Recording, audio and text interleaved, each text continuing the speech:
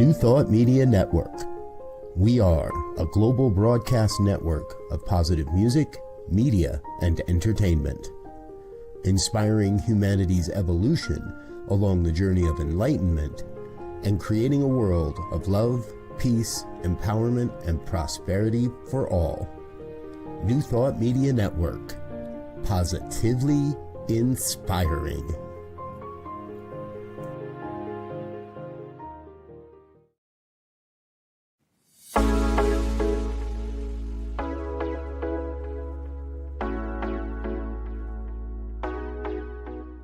What if the person you think you are is just a fraction of who you truly are? What if years of conditioning and surviving in a challenging world have left you clinging to strategies and beliefs that mask your truest nature? I'm Catherine Duca, Psychotherapist and Self Esteem Coach, and you're listening to Who Do You Think You Are? A show that looks beneath our psychological masks and uncovers our profoundly messy, beautiful, brilliant, tender-hearted essence. Join me as we go in search of the hidden power of our true selves. I'm so glad you're here.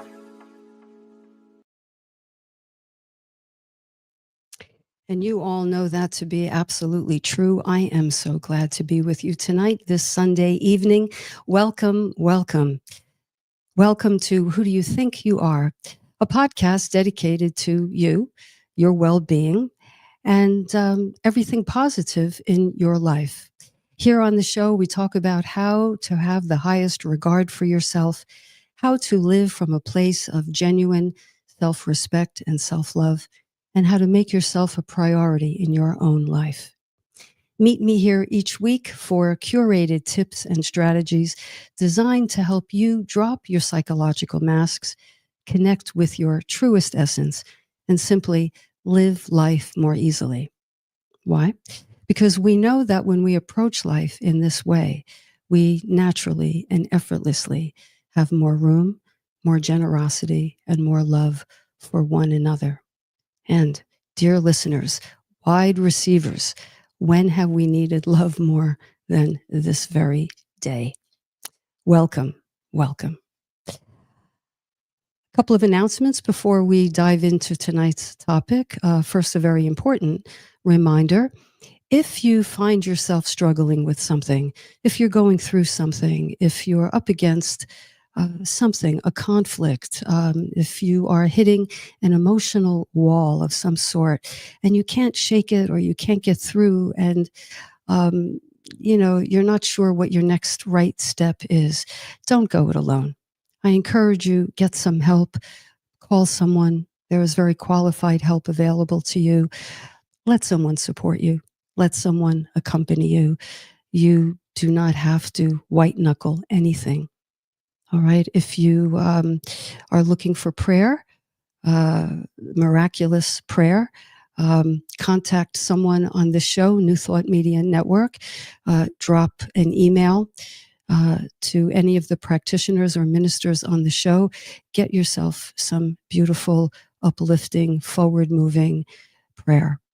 If you want to talk to a mental health professional, and I can help you with that in any way. If you would like help with a referral, just drop me a line at Catherine@CatherineDuca.com. That's Catherine@CatherineDuca.com anytime, and let me know what you need, and I will do my best to help you out. Don't go it alone. All right. You'd be surprised what a difference it can make when you unburden yourself and share your struggles with someone who wants to know you, wants to hear you, wants to see you. It can make a world of difference. Also, if you find tonight's content valuable and useful, please like, share, and subscribe. Drop a comment. That helps keep the algorithm happy. And when the algorithm is happy, the show goes out to more and more people. So be a contributor to spreading the word here on New Thought Media Network. Not just my show, but all the wonderful shows on this station. All right. So tonight's topic. Uh, we're going to talk about something tonight that is not only important, but it's quite tender. It's quite tender. And that is what happens when a goodbye isn't mutual. So that's the name of the show tonight. When goodbye isn't mutual.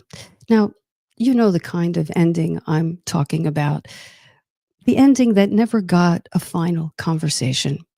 The one where you were left holding the ache, the questions, the confusion. And they, the other person, well, they may have just walked away without offering any sort of reason or without sharing their thought process. So, tonight in this conversation, we are going to name that ache. We're exploring how healing can still happen.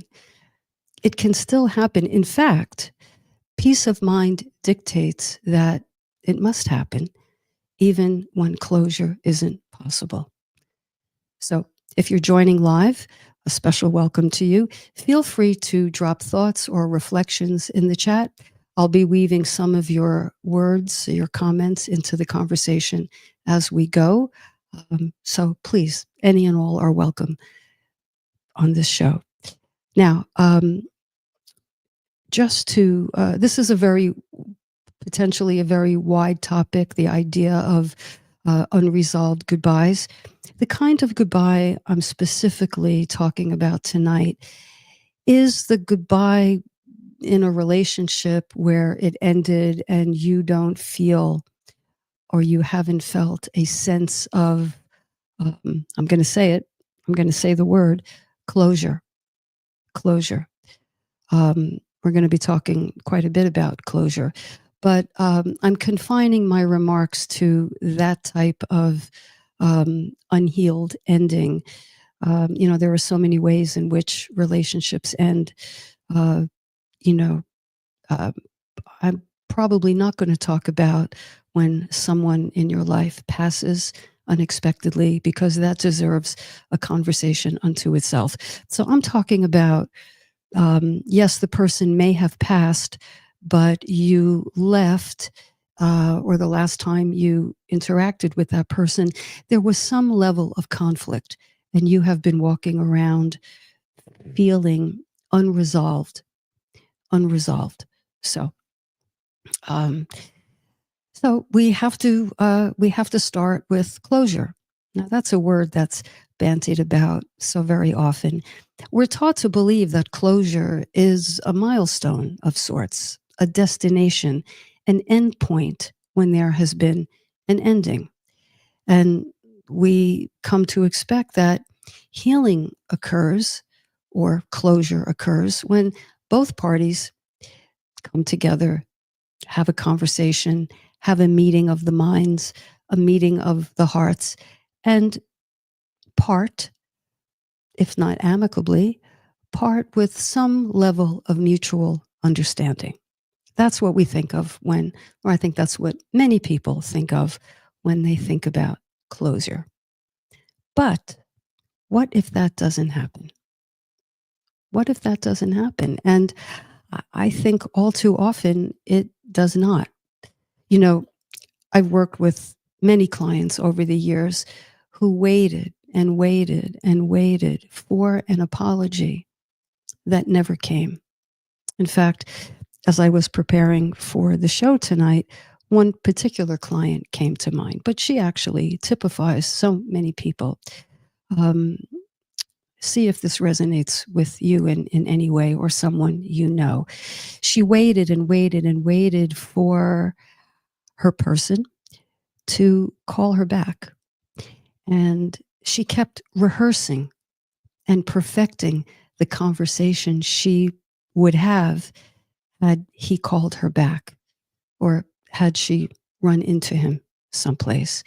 And she kept checking her phone incessantly. And by incessantly, I mean incessantly, every hour, every couple of hours. And this went on for almost 2 years. 2 years. And in that waiting, she was agonizing. And in that waiting, her healing was on pause, right? Her life was at a standstill. Can you picture this? Right? She felt unresolved, and she lived in a state of hopefulness, the kind of hope where she told herself, he's got to call. He just has to call. He can't possibly let it end this way. And so she checked her phone on the hour for nearly 2 years, didn't move on, and really was consumed by the fact that she didn't have the satisfaction of saying what she felt she needed to say. Now, I think if you live long enough, you encounter this sort of thing. You know, you wait for someone to validate your pain, to acknowledge the rupture, to give you the all important, the so deeply longed for, I am sorry. I'm sorry I hurt you. But sometimes they won't, or don't, or can't. And that's where the real work begins. Because to stay in that place of, what's the word, incredulity, to be in disbelief and incredulous, how could they do this, is, and you know this, if you've done this or if you're doing it currently, I know a thing or two about this. I've done this myself. You live almost in a state of limbo, and there's kind of an open wound on your heart, and it becomes the backdrop to everything you do and everything you don't do in your life. So this whole idea of closure that's viewed as this clean, neat ending, this mutual agreement, this final chapter. In fact, the very definition of closure, I looked it up, is bringing to an end, bringing to a conclusion. This whole notion, I believe, in truth, particularly when it comes to a relationship ending, is rarely clean. It's rarely even-handed. And the unfortunate truth is it's rarely given. It's rarely given. So I would say that closure, as we have come to know it in this kind of destination-y sort of way, is really a myth. It's a myth. And I think most often what we're looking for, hoping for, yearning for when we think closure is an apology or an acknowledgement that the other person hurt you in some way, right? Isn't that true? Isn't that true? We desperately, almost desperately want the other person to reconsider or regret or reevaluate their decision to leave. We probably don't want them to say goodbye. But here's the thing. Here is the undeniable thing. If they are leaving, or if they have already left, if they're leaving or if they have already left, we have two choices. And I can only think of two. If you can think of another choice and you have access to the chat, let me know. But I can only think of two choices. One is what many of us typically do, and that is pine or long for, yearn for, or languish, such as I said my client did for those couple of years. Or two, and this is where I'm aiming all of my comments tonight, make sense as best we can out of what happened. Make sense out of what happened. Honor our own experience. And do what we can to move forward without needing their participation. So this second choice is to review what happened, honor your own truth, your own experience, and look to move forward in your own one precious life without their participation. And I say without their participation because you're not getting their participation. See, here's the thing. In the face of not getting their participation or any contact from them or anything whatsoever, if you still keep yourself in a state of hope, you are perpetuating without realizing it. No, no one sets out to do this, but think about it. You're perpetuating your own hurt and your own limbo. And, tick-tock on our lives. We're not here on this earthly plane anyway, for, an indefinite amount of time. So to spend a good part of it languishing and lamenting and all those kinds of emotions, waiting in futility for that phone to ring, for that text to come through, to be, as my client told me, to be at a red light and praying that she looks over and sees the person at the light next to her, and she fantasizes what she would do, and she lives and longs for that moment. Well, you can see how that's just a prescription for unhappiness. So the idea, as I said before, of honoring yourself, honoring your truth, and making sense of what happened, I call that emotional integration.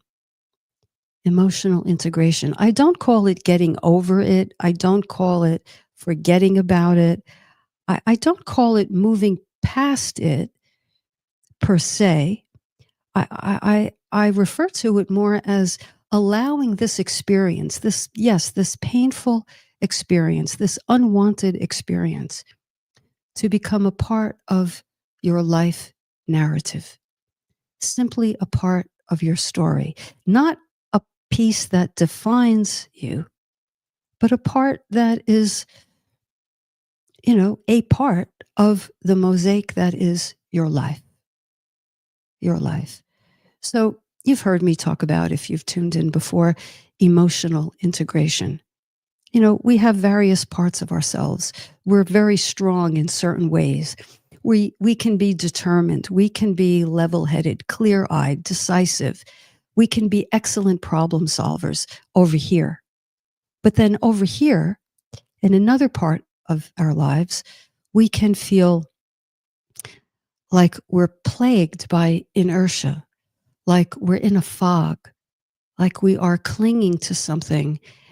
Sometimes we don't even know what we're clinging to, some vague notion that we will somehow change or that someone else will change.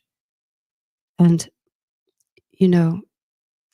when we do that, when we wait for someone else to give us that feeling of maybe making things more complete for ourselves, we give our power away. We abdicate our power. We hand it over. Can you hear that? We hand it over.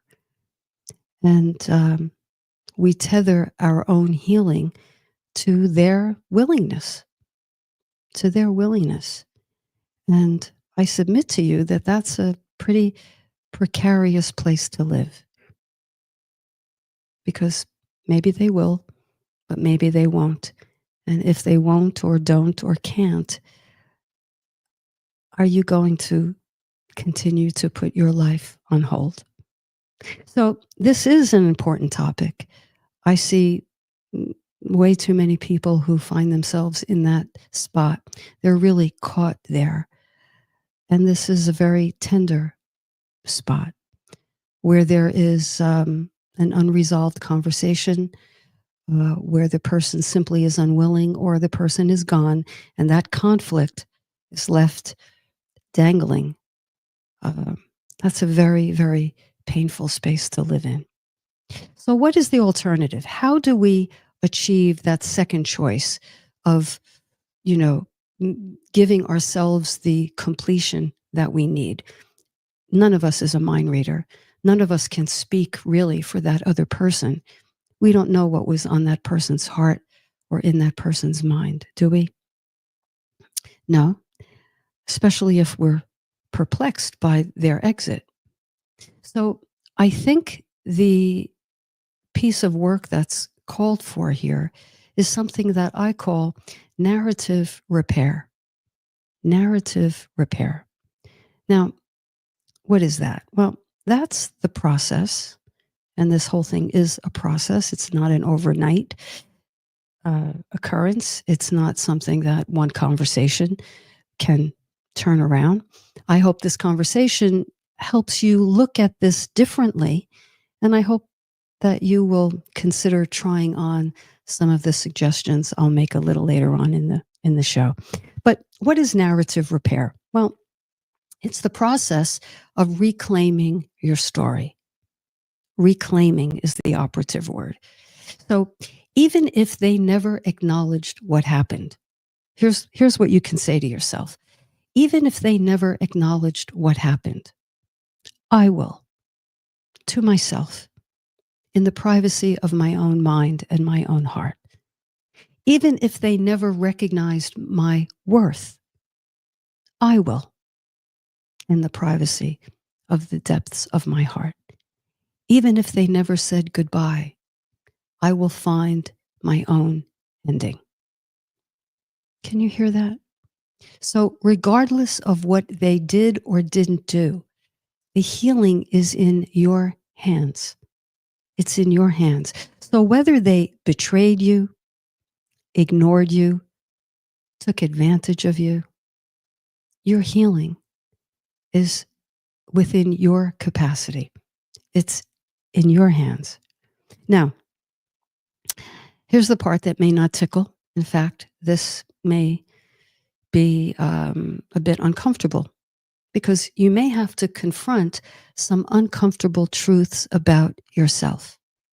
So this is the part my clients don't really care for, at least initially. But I'm going to lay it out anyway, and stick with me. Hear me out here. So maybe you turned a blind eye toward that person's behavior.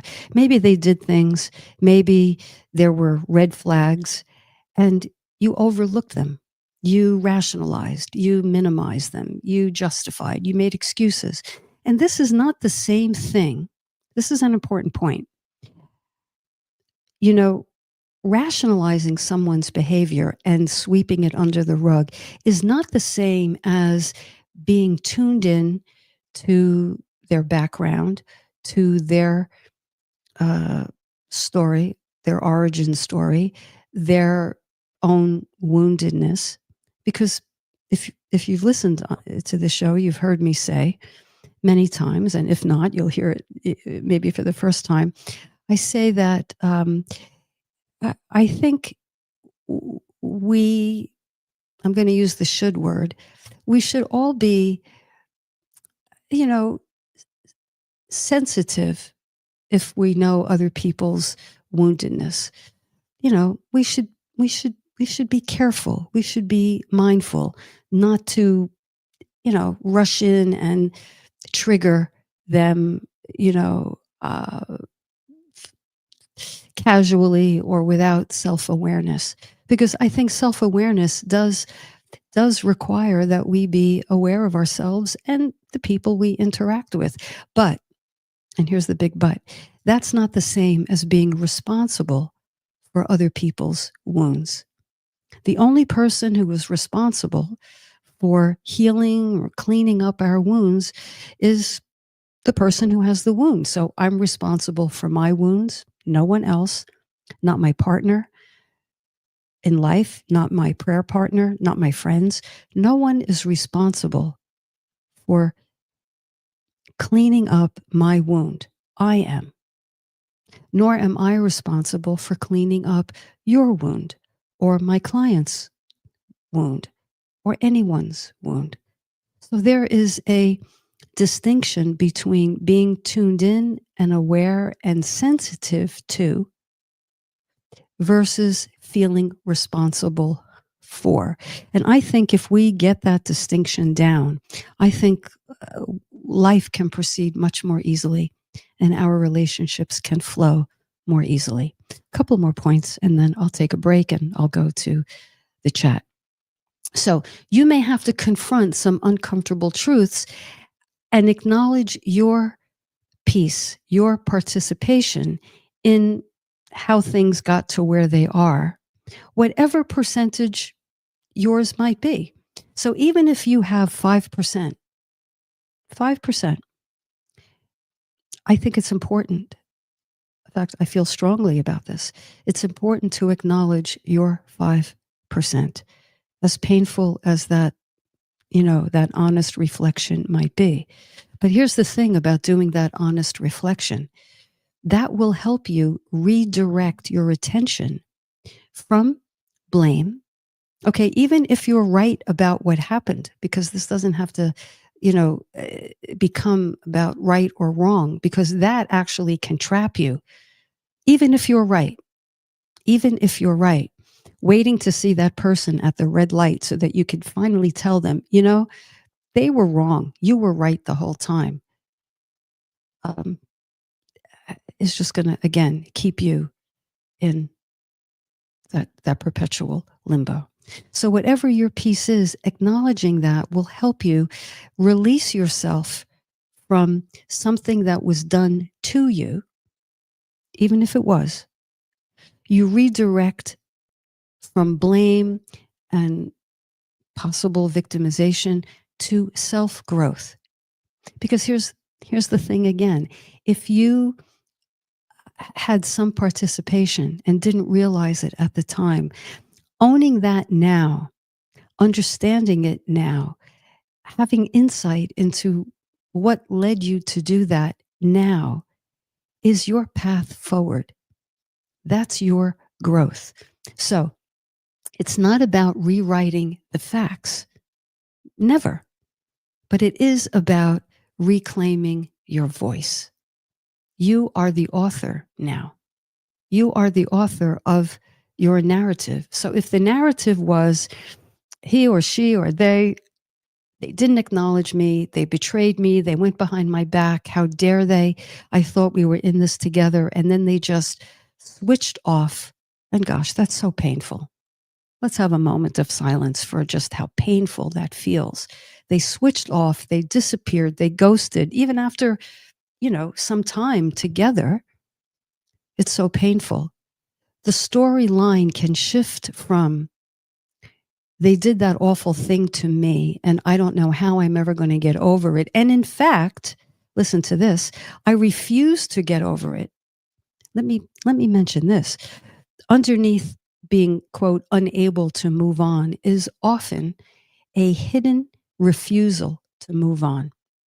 Why? Because refusal can be, in an odd way, gratifying. Because as long as we're mad, angry, protesting, having that imaginary conversation, how the hell could they do that to me?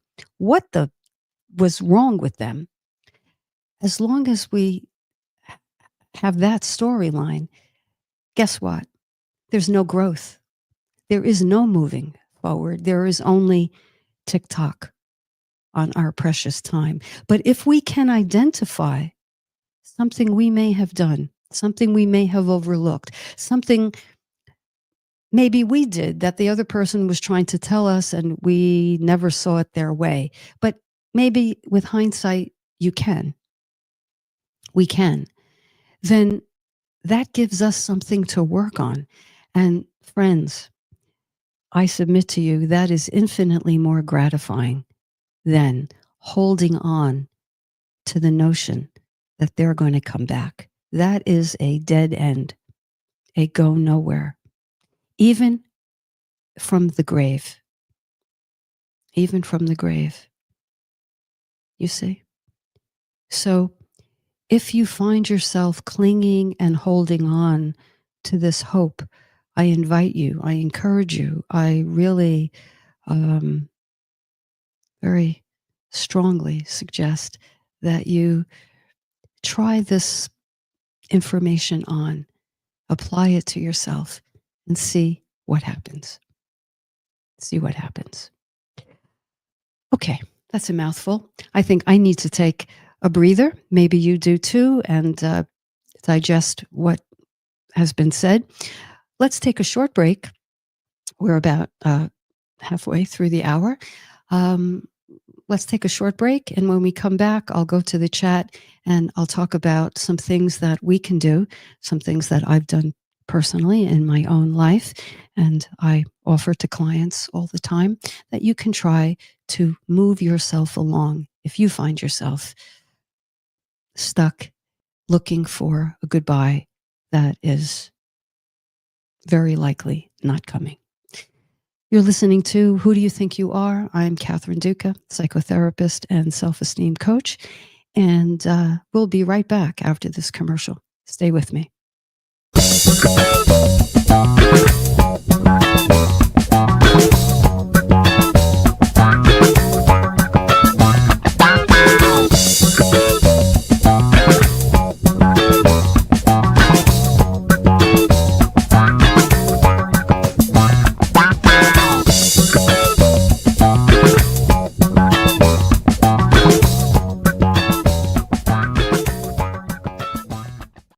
Please help us say thank you to our organizational sponsors, including the Hefferland Foundation, Affiliated New Thought Network, International New Thought Alliance, Science of Mind Archives and Library Foundation, Center for Spiritual Living Denver, Center for Spiritual Living Midtown, New Thought Philadelphia, Planned Happiness Institute, Summit Center for Spiritual Living, One Heart Retreats, Center for Spiritual Living on the Lake, Unity Kitchener, Unity Spiritual Center, Ottawa, Om Center for Spiritual Living, Satya Center, Begin Within Ministries, Center for Spiritual Living North Jersey, Unity of Savannah, and the Center for Spiritual Living Seattle,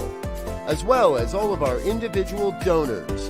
Thank you for being part of the New Thought Media Network. Please like, share, and subscribe. New Thought Media Network, positively inspiring. And welcome back. I'm Catherine Duca, your host. You're listening to Who Do You Think You Are? If you're just joining us, we are talking about a very, I think, a very tender topic, and that is, what do we do when someone has walked away or left us and there was never a goodbye?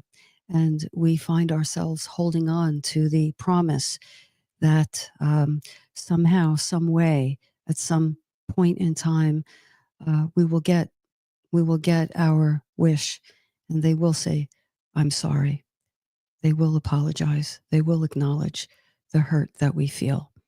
In the first half of the show, I framed out how holding on to that hope is not only most likely futile, but it is self-abandoning. It is self-abandoning. Why do I say that? Because when that happens, when we do that, we abdicate our power and we actually place ourselves in a position where that we can't get out of as long as we're in this position, as long as this is our perspective, where this bad thing was done to us and we can't escape it and we can't move on and we can't feel better until they give us what we feel we deserve, and that is an apology. But that is probably going to result in a very long wait if that's where, you find yourself caught. And I say that with all the empathy I have, and also with recognition, because, I've been there. I know what that feels like. I know what that feels like in I remember in my body, in my mind, how preoccupied I was. I couldn't believe that, I would walk around and I couldn't believe that other people weren't like, when they spoke to me, that they couldn't tell that I was so preoccupied with this and that this was like the worst thing that could ever happen, because I was consumed wall to wall in my mind with how confused I was and how abandoned I felt. Little did I realize at the time that I was abandoning myself by holding on for an inordinate amount of time. Now, there's no time on the clock. There's no requirement on the calendar that says when we should release this burden. But when it's too long. When you're suffering. When you're languishing. When you can't feel happy, right? So let's talk about, let me go to the chat for a moment. Claudia, welcome. It's good to see you here, Claudia. Thank you. I just got distracted. Claudia says, 40 years ago, this past July, I went through a permanent breakup. It was tough. It was hard to let go, but I did let go. And in doing so, I grew up. Well, that's the operative. Claudia, I can hear the pain in that. It was tough, hard to let go. But when you did, you grew up. And if you're still here, if you're still listening, I wonder if you would mind letting us know how that felt, when you realized, whenever that was, I'm growing up. Was that gratifying? Did that give you a feeling of mastery? I'll bet it did, because that's what happens when we shift from they have to do this, they just have to do this, to no, I have to do this for myself. All right. Thank you, Claudia. Thanks so much. Tony, I still remember our last words toward one another. Me, you don't love me. Her, 9 hours later, you want anything to eat or drink? And then she walked out the front door, never to return. Tony, that's a heartbreaker. That's a heartbreaker. Anyone can read that and hear the heartbreak there. Now, Tony, I that is probably even more layered than what we're talking about tonight. And, for you or for anyone carrying that kind of pain, you know what I'm going to say. I encourage you to share that story with someone you trust. Share that story with someone who can help you navigate that pain.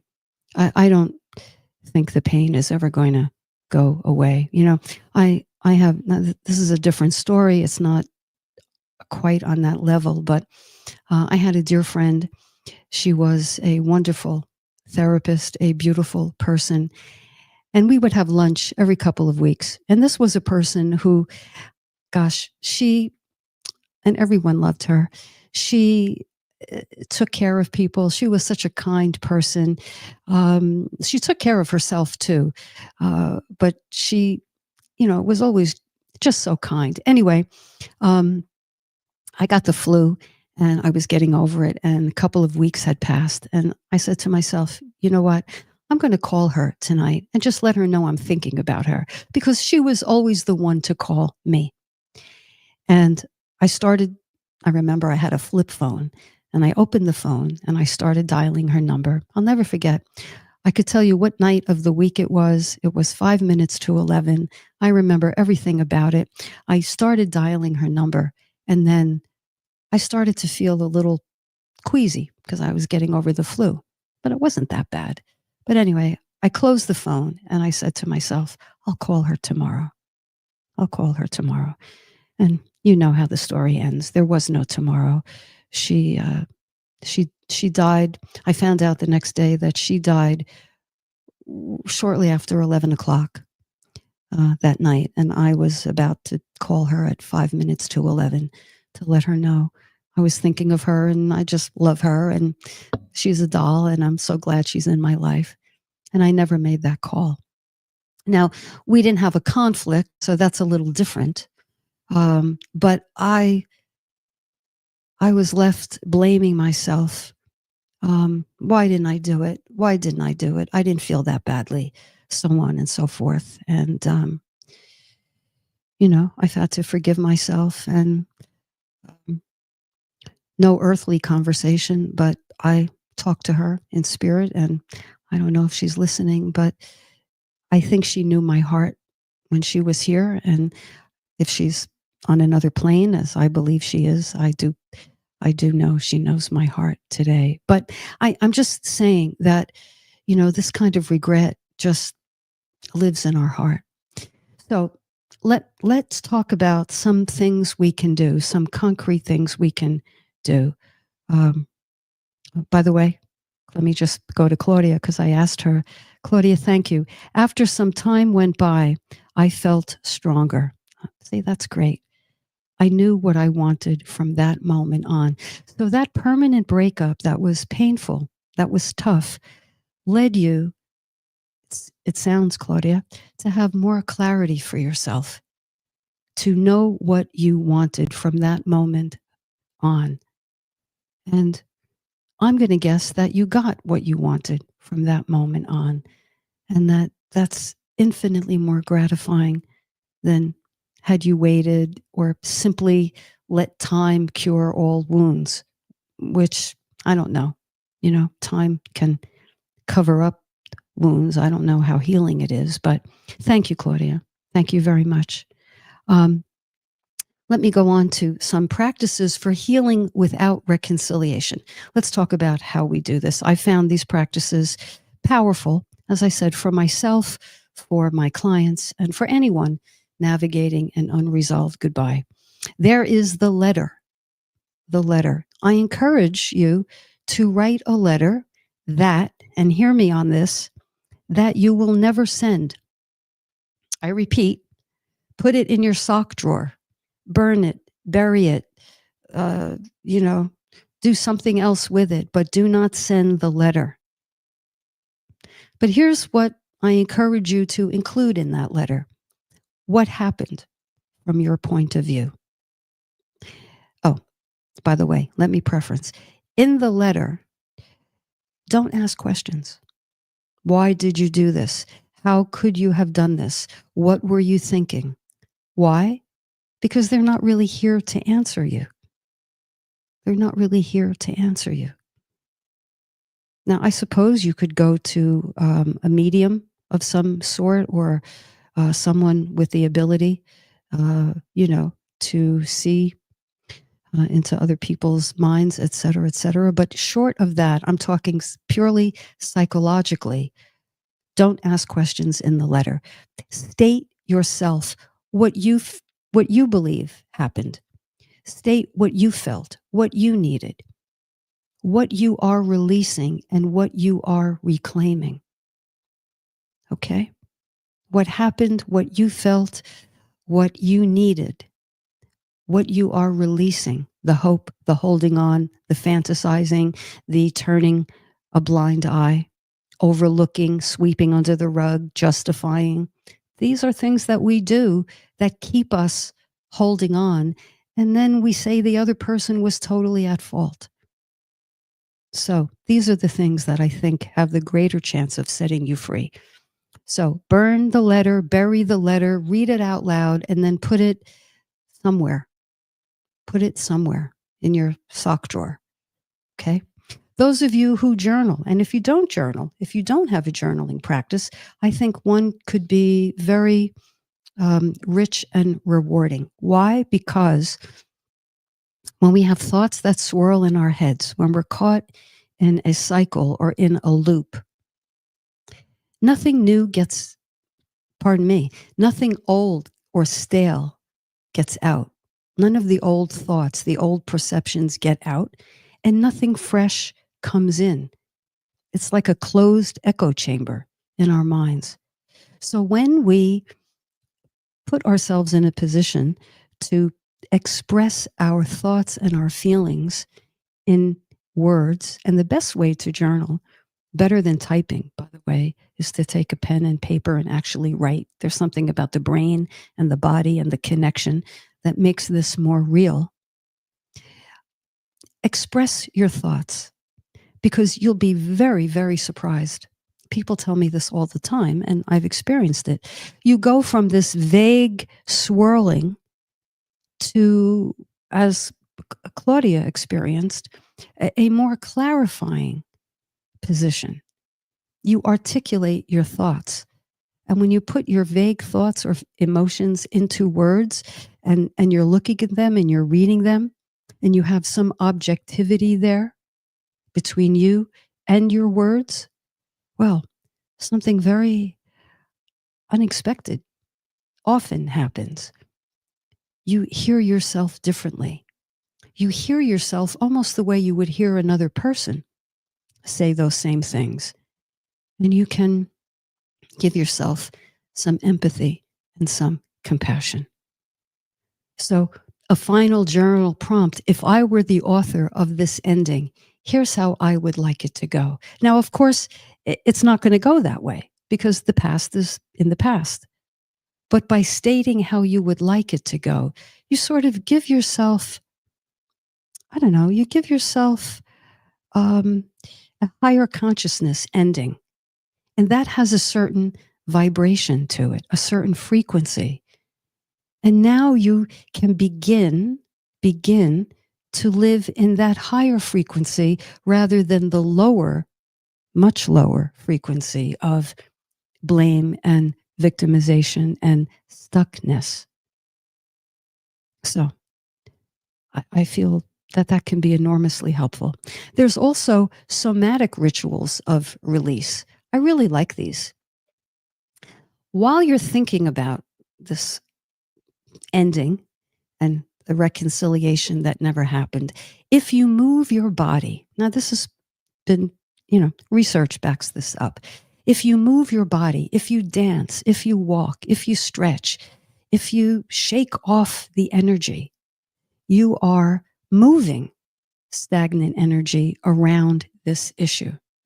If you can, get into some sort of water, bathe or swim or shower intentionally, and envision the stale, futile, outdated way of looking at this issue with fresh eyes.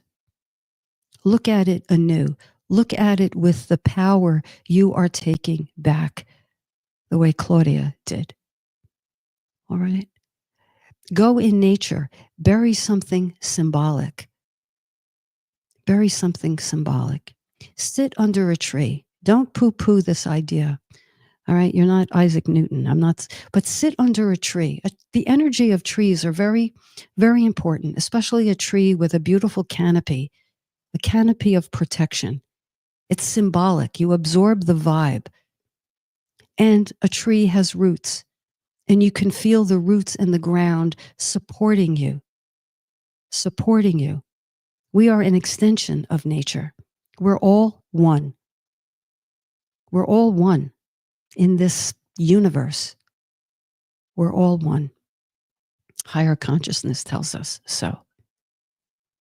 Okay, so a few minutes? Sure. Let me go to the chat. All right, Janine. Welcome, Janine. Good to see you. I think when these things happen, as much as it feels intensely personal for obvious reasons, it may really not be about us at all. It's the other person's hurt inflicted on others. Yeah, because, and Dawn is saying, important point, Janine, absolutely, because we've all heard the saying, hurt people hurt people.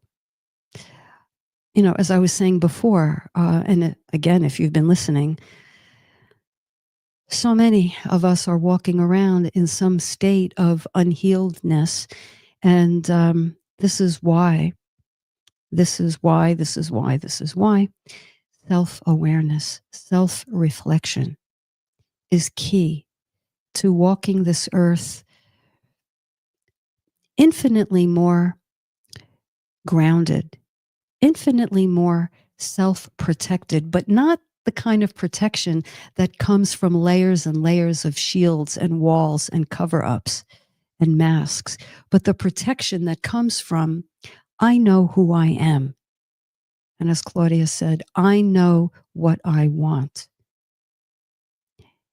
I know that I will land on both feet because these hurts, and maybe this very hurt that we're addressing here, will help me mature psychologically. So we don't have to feel, yes, it's painful, but we don't have to feel that this was done to us, like as if the person was capable of doing better, because sometimes what they're showing you is their capacity. Their capacity. They're showing you their level of psychological, spiritual maturity. And does it sting? Of course. I'm not saying it doesn't. But bearing the sting, and then part two, reflecting on where this could be coming from in the other person. And part three, what you need to do to rise above it, to transmute this pain, not bypass it, but transmute it. Say, this is painful, but I'm going to look at something in myself that I would not have looked at otherwise, or may not have, probably wouldn't have looked at had this unfortunate, painful thing not happened. And that's where you take, I don't know, groveling, and you make it growth. You take victimization and you make it your victory. And that's not nothing. So, dear listeners, friends, I say, with this big conversation tonight, and with benefit of the sharing in the chat, take a deep breath. Take a deep breath. Ask yourself, are you living with a goodbye that never felt complete? Well, if so, what part of that story still lives within you? What part needs to be acknowledged and released? What part of you needs to be acknowledged and released? So if you have a journal handy, or if you're going to do more self-reflection tonight or tomorrow, ask yourself this: what truth do I need to speak, even if no one else hears it? What truth do I need to speak? I opened my heart prematurely. I trusted without really knowing in whom I was placing my trust. I was so afraid of being alone that I held on way past the expiration date. I didn't want to hear what I was hearing. I didn't want to see what I was seeing. Is that part of my truth that I need to, admit to myself? This may not tickle, but I assure you, this will help you. This will empower you. You do not need their permission to heal. You don't need their apology. You need your own truth, and you need your own, perhaps the most important, apology. You need your own. Apologize and forgive yourself for thinking that holding on would get you there. Thinking that fantasizing would get you there. Hoping against hope. Every red light, every evening before bed, will that text come through? You don't need their permission. You don't need their apology. You don't need their text. You need your own truth. You are the witness. You are the witness. You are your witness.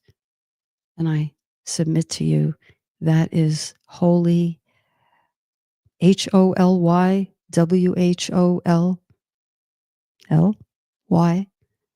enough. That is enough, because you are enough. And you always have been, whether or not the other person acknowledged or saw it. See who you are in your own eyes.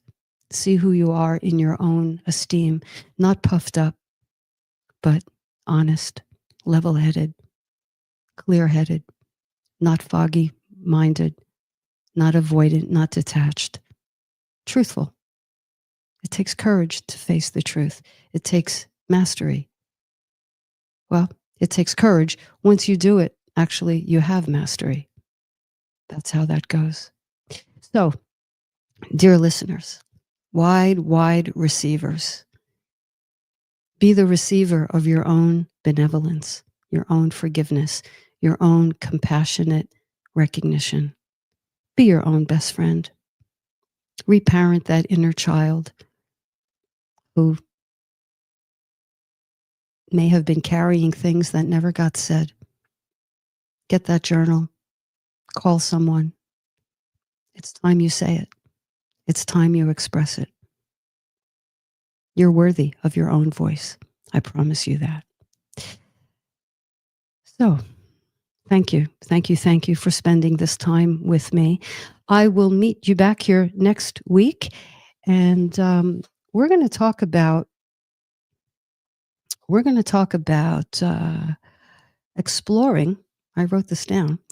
We're going to explore actually the sort of the twin issue of holding on for an acknowledgement. We're going to talk about the emotional cost of self-abandonment. That's it's the twin issue, if you will.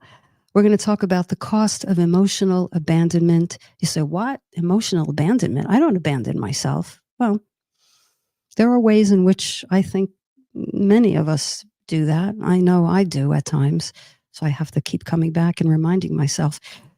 Because if we self-abandon, we're going to look at how to come back home to ourselves. So that's on the menu for next week. I hope you find the time to join me. Thank you. This has been a pleasure and an honor. I wish you well. You know this already, but I'm going to remind you, you are not only loved, you are love. You can't help it. You didn't do anything to get that way. And guess what?